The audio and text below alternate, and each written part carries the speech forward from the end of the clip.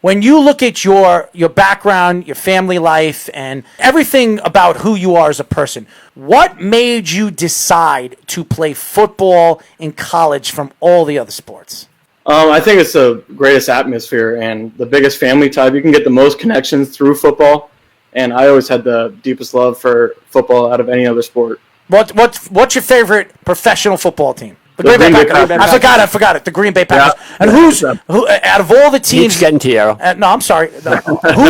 What is the team that you hate the most in football? Team that I hate the most. Chicago, for sure. Chicago? I would have thought that's another team I don't really like, but I was going to say up there. I was going to say recently, with all the playoff losses they have to them, it has to be the 49ers, I would imagine.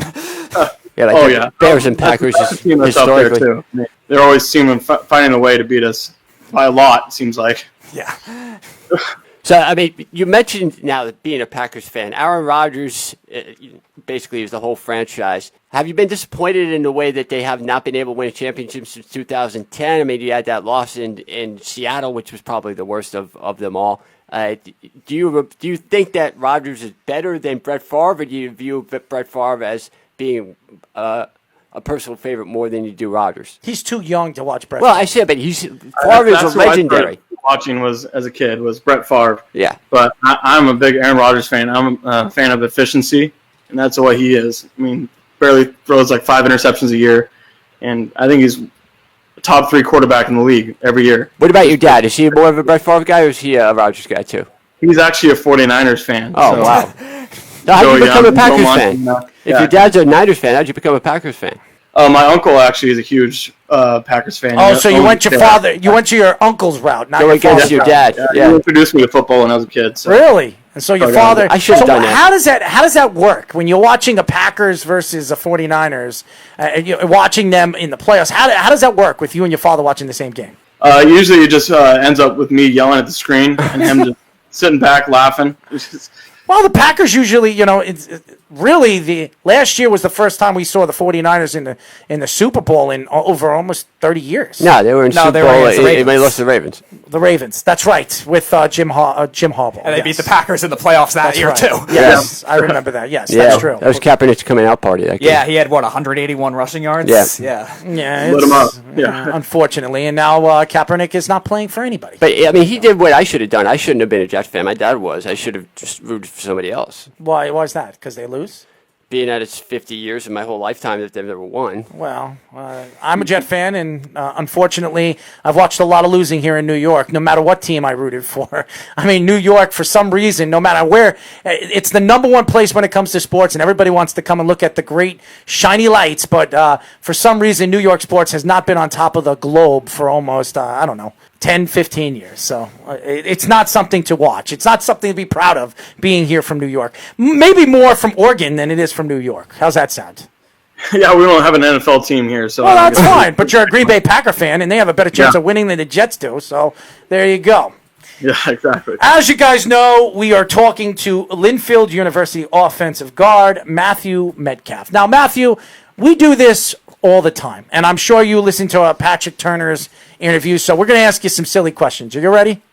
I am ready. Okay. Question number 1, boxers or briefs, and why? I wear boxer briefs myself, but I would say boxers, a little more airflow. Really? So you're going to go with boxers because you want more airflow, with the sweat over there. A little more free. Yeah, a little free, hang to the ground. We all know about that. Yeah. Exactly. Question number 2. I want to get off topic on that one. Question number 2, please, he says. Too much information. I'll tell you, Matt. What I do to this kid after the show, it's hilarious. I punish him. I punish him. So it is very, very funny. I actually, if you follow us on Snapchat, you'll have the opportunity to see some of the things I do to this kid. It's just more like casual conversation, things you just casually say, like you're walking down to the mailbox. Yeah. If I was walking down to the mailbox and asked the questions that I asked this kid, I think I'd get shot. Anyways, question number 2. Favorite snack to eat before games, and why? Before every game, our team gives us Gatorade protein bars, so that's probably my favorite snack right before a game. We had Gatorade Chews last week from CJ. Now Gatorade We Protein. get those as well. bars. So yeah, those are my two favorites. I like Gatorade Chews. That's too boring, Matt. You got to come up with something else. I mean, Man, he's a big man. my stomach gets upset pretty easily, so I can't go to Wingstop Well, like Patrick can. Exactly. See, that wasn't boring. Well, you know what? Now we know the Nacho Patrick's. Supremes. Now we know what Patrick's secret is. Like When maybe he, Taco Bell or White Castle. That would have been a little more exciting. he wants to smell the line. You know what I mean? He wants the line to smell his take of tackle. There you go. So wings and things are definitely a place to go. Nice, hot, and spicy. Question number 3: blondes or brunettes, and why? I mean, I kind of have to say brunette because I have a girlfriend who's brunette. Oh but- yeah. How long have you been together? 4 months. 4 months, man. That's a long time, man. Where'd you meet her? School? Yeah, she actually was on the track team with me. Really? Really? What does she run? She's actually a javelin thrower. There you Same as me. go. So, is she tall? She small? She thin? What do we got here?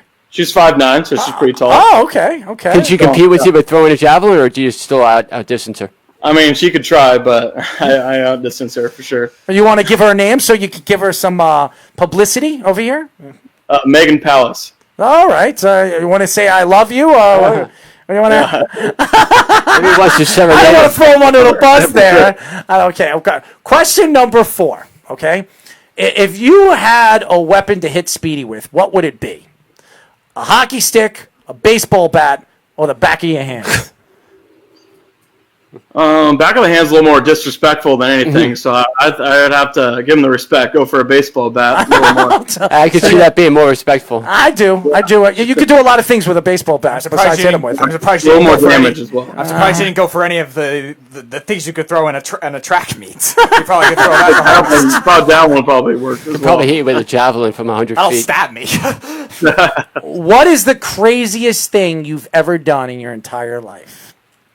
But come on a show. Yeah, for sure coming this show. And That's right.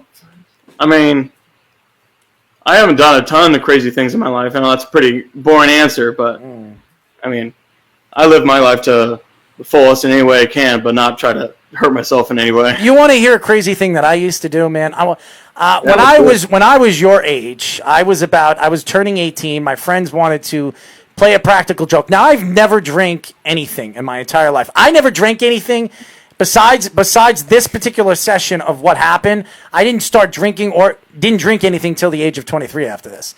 I was turning 18, and my friends, I'm a Slurpee guy. I love 7-Eleven. I love Slurpees. Okay, so you want to get me? You want to make me you want me to be happy? Just buy me a Slurpee, and I'll be very happy. I don't know if they have 7-Elevens in Oregon. What? I don't think We do. Yeah, we have do? some Okay. ones. Okay, so What type of flavor There's Circle K. you like? so my friend, I remember Jimmy, Sal, and Paul. They bought me a cherry Slurpee, and they put Bacardi rum inside my cherry Slurpee.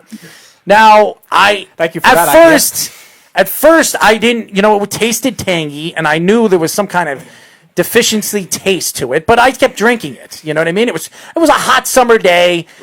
Well, what happened was I got really, really drunk, and my friends dared me to go up to this girl's house. Her name was Melissa, and they dared me to do it naked with a cowboy hat over my private areas. Okay, so it was 8:00 at night. It was not quite dark yet, and I was walking down the street with nothing on my feet, butt ass naked, and I knocked on this girl's door, and her father answered the door with me butt ass naked. Just say this: I never ran so fast in my entire life down the block. This man's mother, this man and his wife ran down. She ran after me down the street with a broom. Okay, he drove. He wanted to get me. He was looking for me. I had to hop over a fence into the lake and hide under the trestle under the lake for an hour. And I'm telling you right now, I was freezing my ass off. And I had the only thing I had blocking my private areas was a straw cowboy hat. Yeah, but he didn't tell you what happened to the cowboy hat. He wound up selling it. It wound up in Oregon. I don't know about that, but I was pretty embarrassed about that.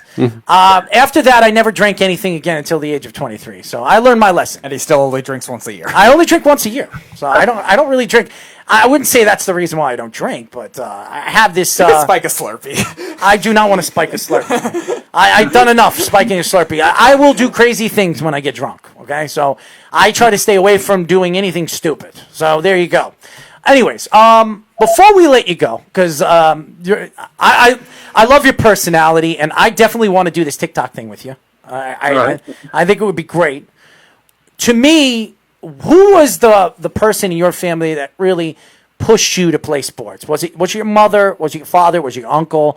Who was the person that really pushed you to live your dream and go and play college football and get a scholarship and do what you do right now at Linfield University?